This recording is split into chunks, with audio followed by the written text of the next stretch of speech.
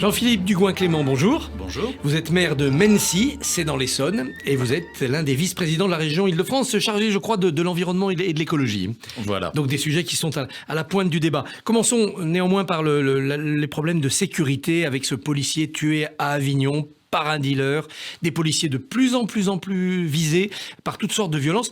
Que peut-on faire que les gouvernements n'ont pas déjà fait depuis 20 ans, 30 ans ? Le problème, c'est que depuis 30 ans, on met des mots, mais on ne fait pas.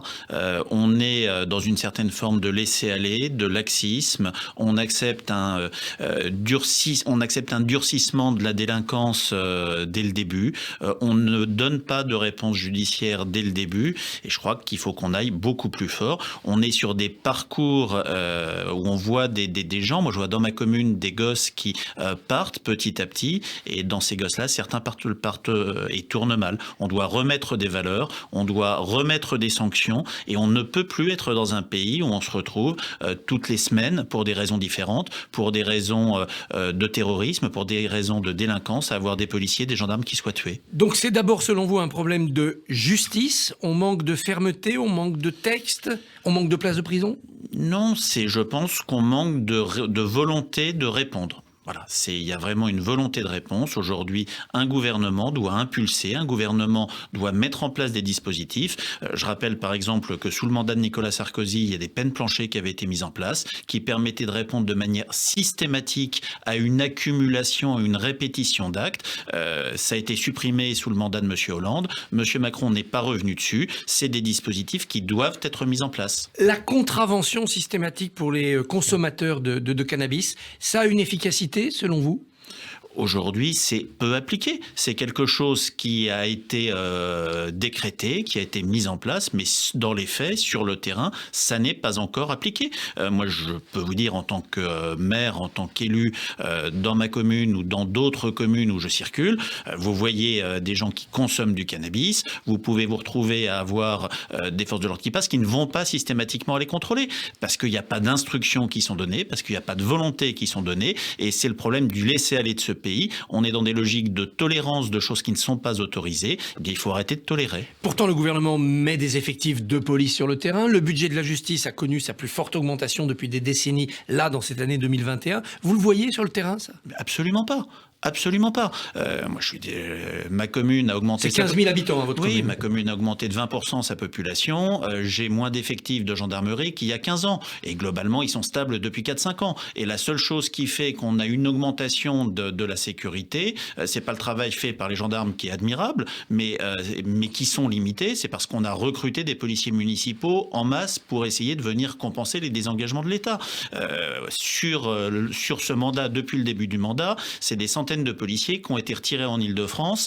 On commence à en remettre un petit peu aujourd'hui, mais sur une région comme l'Île-de-France, c'est des centaines de policiers qui ont été retirés par le gouvernement. Les régionales vont se jouer sur la sécurité, qui n'est pas une attribution du conseil régional, ou est-ce que les gens vont réfléchir emploi, transport, lycée ? Ça jouera, mais la sécurité sera un point majeur parce qu'aujourd'hui, il y a une lassitude, il y a une exaspération d'une partie de la population qui ne supporte plus, alors qu'ils vivent en respectant les règles, d'avoir un cadre de vie, une tranquillité de vie qui est troublée par des gens qui ne le respectent pas, avec une forme d'acceptation ou de laisser-aller de la part de l'État. Et cette population, elle vous menace de passer au vote Rassemblement national ? Non, il n'y a pas de menace, mais il y a une exaspération, il y a une colère et il y a des gens qui voteront effectivement Rassemblement national sans trop savoir pourquoi, peut-être en se disant que Marine Le Pen, qui n'a jamais rien fait, que les élus du Rassemblement national qui ont voté contre toutes les aides mises en place par la région pour créer des polices municipales, pour créer de la vidéo-verbalisation, feront mieux. Moi, ce que je constate, c'est que le Rassemblement national, c'est des pompiers pyromanes en matière de sécurité. C'est les premiers à refuser de voter toute aide régionale aux communes pour faire de la sécurité. Pourquoi ? Parce que leur sujet, c'est que ça aille plus mal. Et que si ça va plus mal, ils se diront qu'ils auront fait la martingale. Une police régionale dans les transports, comme le propose Laurent Saint-Martin, c'est une idée que la majorité sortante pourrait avoir ou reprendre ?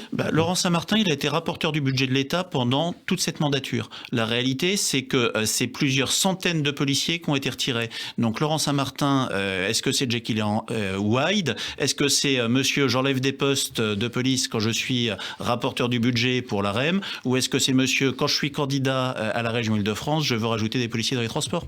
Alors Christian Estrosi quitte les Républicains, cela a le mérite de la cohérence, commande Christian Jacob. Et vous, membre de l'UDI, Quel jugement portez-vous sur cette zizanie chez les Républicains ? Vous savez, moi, je me garde bien d'avoir des jugements sur les difficultés des autres familles politiques. Les centristes ont eu aussi leurs zizanies. Chacun a les siennes. Les centristes, comme chacun le sait, est une famille qui, par nature, est assez disparate ou assez éclatée. Je crois qu'aujourd'hui, il y a une vraie difficulté chez LR avec deux lignes qui s'affrontent. Et Christian Estrosi a choisi de quitter parce que je pense qu'il était tout simplement minoritaire dans sa famille politique sur son terrain. Alors, il le fait parce qu'il veut faire barrage au Rassemblement national et donc se rapprocher de La République En Marche lui semble vraiment indispensable. Est-ce qu'en Île-de-France, c'est un cas de figure que vous envisagez, c'est-à-dire vous rapprocher de La République En Marche entre les deux tours pour éviter éventuellement, si le RN est en position ou si les gauches unies sont en position, de perdre la région? Vous savez, la pire chose quand vous voulez faire barrage aux extrêmes, c'est de donner l'impression que vous êtes dans les divisions, dans les discordances et dans les combines d'appareils politiques. Nous, on est extrêmement clair. Il n'y aura pas de fusion avant le premier tour. Il n'y aura pas de fusion entre les deux tours. On s'engage sur un programme, on s'engage sur une ambition et on n'ira pas essayer de sauver des sièges sur des combines politiques en renonçant à ce qu'on porte. Enfin, la réalité, c'est ce qu'on va avoir à gauche. À gauche, on a 3 listes qui ne sont d'accord sur rien. Madame Pulvar qui veut la gratuité des transports, Monsieur Bayou qui veut des transports payants. Ils vont tous fusionner. Ils vont fusionner autour de quoi? On a certains républicains, sociodémocrates, laïcs au PS, et on a toute une frange d'islamo-gauchistes à la LFI et à ELV. Ils vont fusionner autour de quoi? Nous, on est clair. On a un programme, on le tient et on ne fusionnera pas. C'est une question d'honnêteté et de crédibilité par rapport aux franciliens. Et on voit bien que La République En Marche, en essayant de franchir les 10% dans beaucoup de régions, veut un peu bloquer le jeu. Est-ce que vous considérez, comme Xavier Bertrand, qu'Emmanuel Macron est un destructeur de la droite? Le seul sujet d'Emmanuel Macron, c'est d'être réélu en mai 2022. Donc d'affaiblir ses éventuels rivaux de premier tour. Il n'y a pas d'espace pour pouvoir passer devant lui à gauche, qu'il y a un espace à droite, centre-droite. Et donc son seul jeu politique, et on le voit en PACA, c'est d'essayer de tuer ses adversaires en créant de la division. C'est un jeu extrêmement dangereux, parce qu'à tuer ses adversaires, on peut se retrouver à faire passer les extrêmes. Aujourd'hui, Jean Castex va se rendre en Île-de-France pour pour lancer le chantier d'une grande gare de transport dans une zone agricole. C'est donc contesté par beaucoup d'associations écologistes. Vous qui êtes au cœur des dossiers environnementaux, quelle est votre position sur cette gare ? Alors c'est beaucoup plus compliqué que ça. Le triangle de Gonesse, c'est quelque chose qui a été prévu par la gauche en 2013 dans le cadre du SDRIF, qui a été poussé par François Hollande, qui a été voté par la gauche régionale. Je rappelle que M. Bayou était conseiller régional sous M. Huchon quand le SDRIF a été adopté. Et ça a été adopté pourquoi? Parce qu'on est sur le secteur le plus pauvre d'Île-de-France. On est sur un secteur qui est enclavé, sans transport, sans emploi, avec une montée des intégristes et un taux de chômage des jeunes le plus fort qu'il y ait. Alors toute cette question du triangle de Gonesse, c'est un aménagement global. Une partie du triangle, c'était EuropaCity, qui était un projet écologiquement fou qui a été abandonné et c'est une bonne chose. Une autre partie du triangle de Gonesse concerne la possibilité de développer par exemple le mine de Rungis, permet de venir recréer de l'emploi sur des secteurs quand on est sur Garges-les-Gonesse, quand on est sur Villiers-le-Bel, quand on est sur Gonesse, sur ces territoires franciliens du Val d'Oise où on a des taux de chômage terrible. Et il y a un moment, est-ce qu'on souhaite aussi pouvoir donner des perspectives à des êtres humains ou est-ce qu'on ne veut leur donner aucune perspective? Pour le coup, nous on demande avec Valérie Pécresse, avec les élus du Val d'Oise, avec les élus de ce territoire, qu'il n'y ait pas un abandon complet de tout espoir pour ses habitants, pour ses franciliens. Et si effectivement Jean Castex répond à nos demandes, ce sera une bonne chose. Dernière question sur les régionales avant de parler vaccination. Le Parisien ce matin apprend qu'il y a des bisbilles entre Rachida Dati et Valérie Pécresse pour la liste à Paris. Alors c'est vrai, Rachida Dati a envie de faire perdre Pécresse? Non. Vous savez, une constitution de liste, c'est toujours des équilibrages, c'est toujours des souhaits de toutes les formations politiques, de tous les élus, d'avoir des gens proches d'eux qui rentrent. Voilà, c'est des discussions, honnêtement, ça n'intéresse pas les gens, même si c'est des choses qui ont lieu et qui sont réelles. Et Rachida Dati, comme tous les élus de droite, de centre-droit, et beaucoup d'élus REM ou MoDem qui nous soutiennent, elle n'a qu'un seul intérêt, c'est que cette région ne soit pas gérée par Monsieur Bayou et la vision sectaire et rétrograde qu'il porte du monde. Donc Rachida Dati, elle sera derrière nous pour les régionales, j'ai aucun doute là-dessus. Le président de la République accélère la vaccination, ouverture aux plus de 50 ans rapide, accès libre aux créneaux vacants, etc. Pour vous, est-ce la bonne stratégie ou est-ce que ça risque de créer un tel afflux de candidats qu'il n'y aura pas assez de doses et qu'il y aura des frustrations?